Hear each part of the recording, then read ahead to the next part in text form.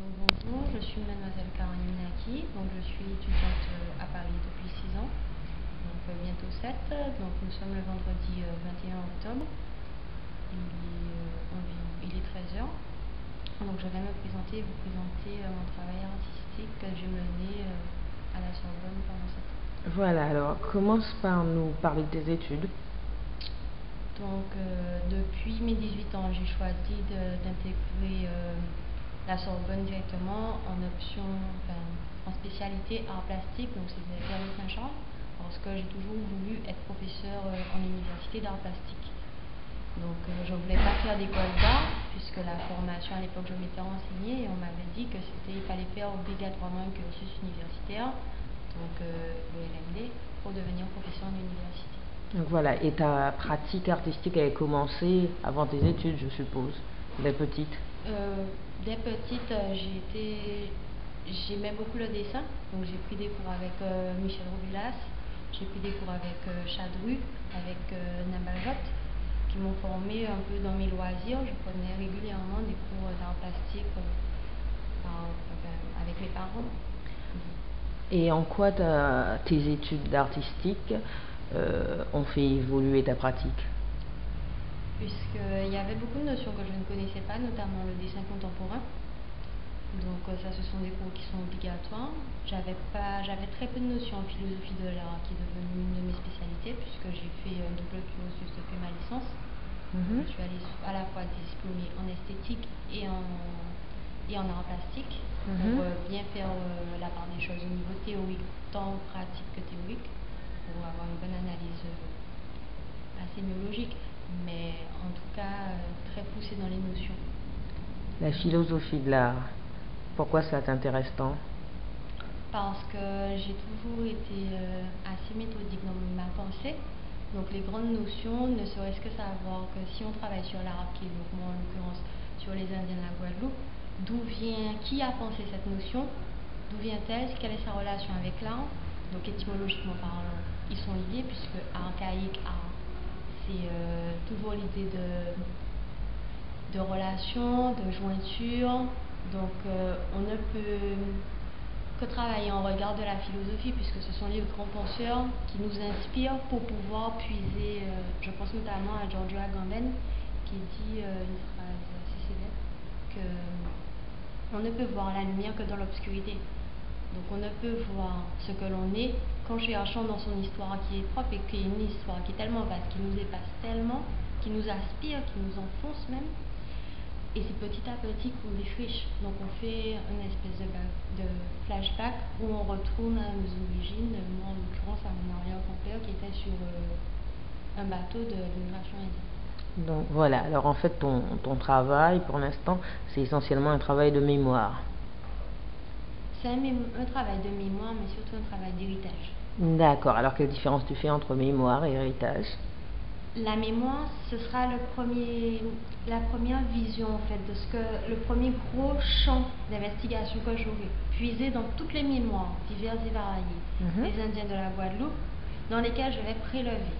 Et l'héritage, ce sera d'essayer d'aller aux archives, retrouver les rapports de médecins de l'immigration indienne, essayer de faire une relation entre ce que eux ils ont conservé, donc travailler à partir du patrimoine, et ce qu'il y en est. Donc il y a cette relation, au lieu que eux s'intéressent à l'immigration, moi je vais leur amener l'immigration dans leur mémoire justement. Donc ça c'est le travail d'héritage. Et la place de l'art dans ce travail-là? On ne peut faire ce travail pour moi que dans le champ artistique, puisqu'on touche à l'émotion humaine. D'accord. Donc il n'y a que l'art qui puisse donner cette liberté d'action et justement ce regard critique envers l'histoire, parce qu'un historien ne peut pas se permettre de faire ce genre de travail puisqu'il a un respect des sources que moi je n'aurais pas forcément. Ah oui, donc tu prendras toute liberté parce que tu travailleras d'abord sur l'émotionnel, c'est d'abord ce qui t'intéresse. Ce qui m'intéresse, c'est que j'ai fait le postulat que actuellement les Guadeloupéens ne sont pas assez, les courants artistiques manquent de l'immigration. C'est vrai qu'il y a eu l'esclavage, que c'est un moment très fort dans l'histoire de la colonisation, mais après il y a les grosses vagues d'immigration et qui sont complètement occultées dans la conscience antillaise. Ah, je trouve que c'est de moins en moins occulté. De moins en moins, puisqu'il Il y a le travail beaucoup... de Sidan Barom. Sidan Barom, c'était le procès politique, c'est la reconnaissance. Oui, mais je veux dire que le fait qu'on ait parlé de Sidan Barom, ça a quand même fait réfléchir à d'autres choses, en l'occurrence à l'immigration, non? Moi, Sidan Barom, je le vois comme l'un des... Non, je suis totalement d'accord. Personnalités marquantes de du multiculturalisme existant aux Antilles. Oui. Ça, c'est pour moi, c'est à partir du moment où il y a multiculturalisme, il y a reconnaissance, donc il y a droit à la nationalité et au service militaire, donc c'est le procès politique de Sidan Barom. Ça, on est d'accord tout à l'heure. Oui. Mais donc, il me semble que ce procès-là a emmené une réflexion autre. Oui.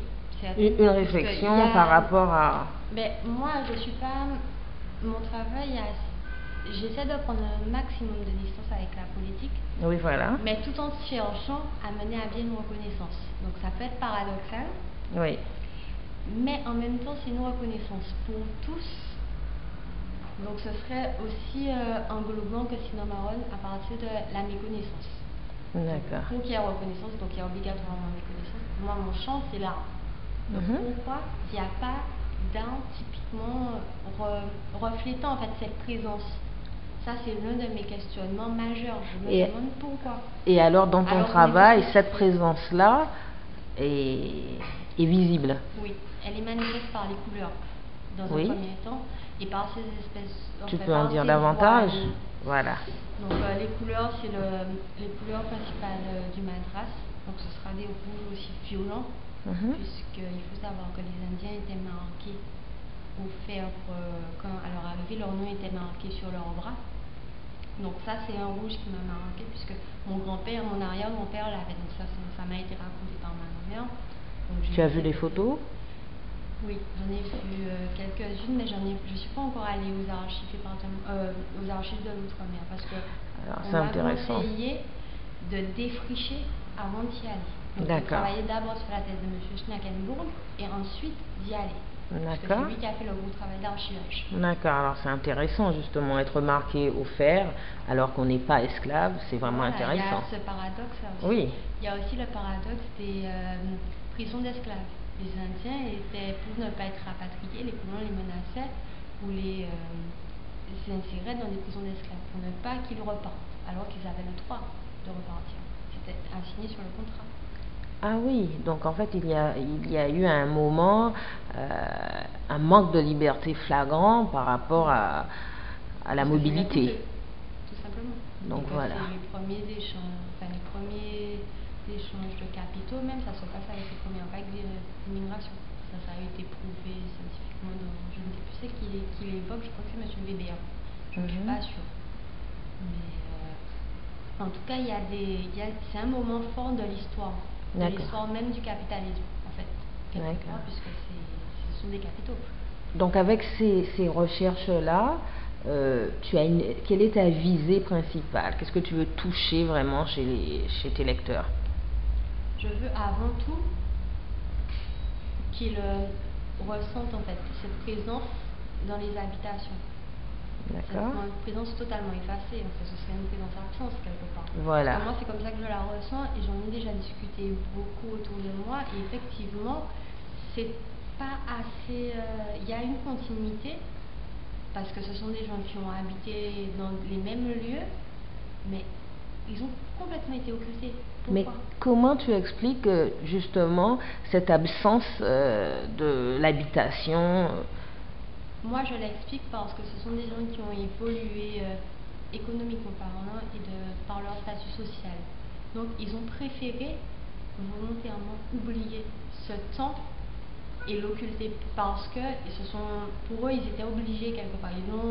Ils l'ont vécu comme une obligation à travailler.